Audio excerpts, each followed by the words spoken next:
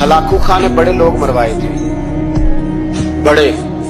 Baghdad में 20 लाख आदमी कत्ल करवाया उसने, 16 लाख आदमी उसने तलवार से मरवाया।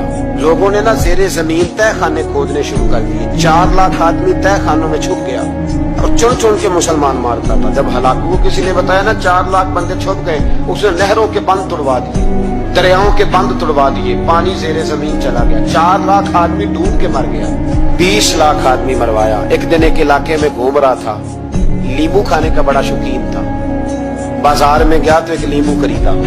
उसने देखा कि बाजार में बूढ़े बच्चे जवान खरीदारी कर रहे हैं, तो कहने लगा अभी भी इतने मुसलमान जिंदा है, बनाओ इनकी लाइनें, कत्ल करना है। 3 लाइनें बन गई, एक बूढ़ा आदमी भी लाइन में आ गया, नींबू खा रहा है, उसको हल्का हल्का चूसता है, घोड़े में बैठा है, कत्ल करा रहा है लोगों को। एक बाबा जी पहली सफ में थे, जब पहली सफ कत्ल होने लगी, बाबा जी पिछली सफ में दौड़ के हो गए। हलाकू खां हंस रहा है उसको देख के। माज़अल्लाह, जब बंदा होता है ना किसी मनसब पे, फिर वो मजाक उड़ाता है दूसरे का।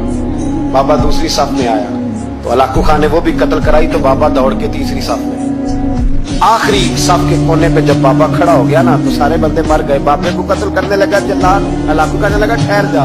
कहने लगा बाबा तू तीसरी सफ में आया था, तेरा क्या ख्याल था, बच जाएगा? बाबा कहने लगा ख्याल नहीं, मेरा यकीन है कि मैं बच जाऊंगा। मेरा शर्त यह है कि यकीन हो अंदर, शर्त यह है कि हंस के कहने लगा हलाकू खां कैसे? तो बाबा कहने लगा अगर अल्लाह चाहे तो बच सकता हूँ, अगर अल्लाह चाहे तो मैं। बहुत सारे लोग हैं डॉक्टर लिख के दे देते हैं नहीं बचेगा, वो बच जाता है, कि बचाने वाला अल्लाह है। अगर अल्लाह चाहे तो बच जाऊंगा। तो हलाकू कहने लगा कैसे? जब ऐसे किया ना, कैसे ऐसे किया ना, तो नींबू हाथ से गिर गया।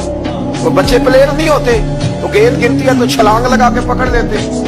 बड़ा घोड़सवार था, नेजाबाद था, छलांग लगाई नींबू कैश करने की। कैसे कैसे बचे? यूं हाथ घुमाया, नींबू गिरा तो छलांग लगाई, नीचे झुका। जब नीचे झुका ना तो गिर गया घोड़े से। जो पैर था वो घोड़े की रकाब में उलझ गया, घोड़ा डर के दौड़ गया।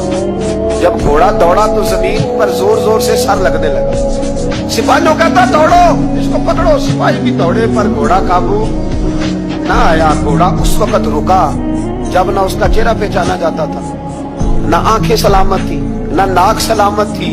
उसकी खोपड़ी सारी इस तरह चूर चूर हो गई जैसे किसी ने हथौड़े के साथ पीसी हो। हलाकू की लाश से खून बह रहा था, बाबा हंस रहा था। एक सिपाही कहने लगा बाबा तू क्यों? कहने लगे मैं अपने रब की कुदरतों पे मुस्कुरा रहा हूं।